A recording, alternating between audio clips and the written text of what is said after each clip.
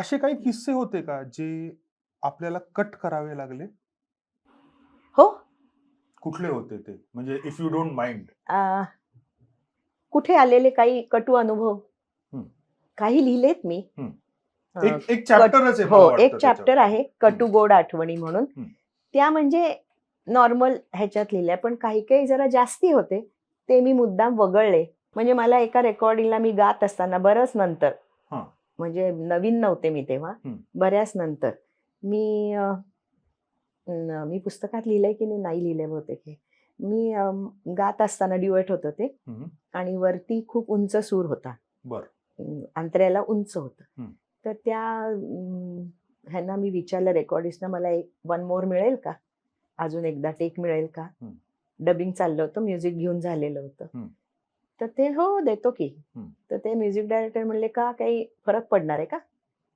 अच्छा. म्हणजे हां. हे इतकं डेरोगेटरी हं, किंवा इतकं इन्सल्टिंग होतं, हं. की मला त्या क्षणाला म्हणजे मी काय उत्तर द्यायचं रिएक्ट कसं अपेक्षित करायचं ते? हां, हं, म्हणजे नाहीतर कशाला, म्हणजे मला चांगलं येईल असं समजूनच तर मी बोलतीये ना, हं, की हं, असं पण विचारण्यात आलं होतं हं. आणि तरी ते मी पूर्ण केलं. पण मी फार अशी हे होऊन जाते, म्हणजे नर्व्हस होऊन जाते, असा बरं, जर प्रश्न आला तर. बरं. पण असं सुद्धा झालेलं आहे हं, आणि मी तेव्हा नवीन नव्हते. हं. पण त्यांना मला घ्यायचंच नव्हतं. बरं, प्रोड्युसरचा हट्ट होता, की हिच्याचकडनं गाऊन घ्यायचंय, कारण त्यांच्या आधीच्या 2 फिल्म्सना मी गायले होते. बरं. त्यांनी सांगितलं, "मला हीच हवी आहे."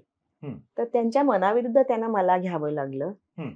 तर मग मी त्यांना म्हटलं होतं आणि त्यांनी मला हेही सांगितलं, "तुला मिळतात त्याच्यापेक्षा मी निम्मे देणार आहे पैसे. बरं, बरं.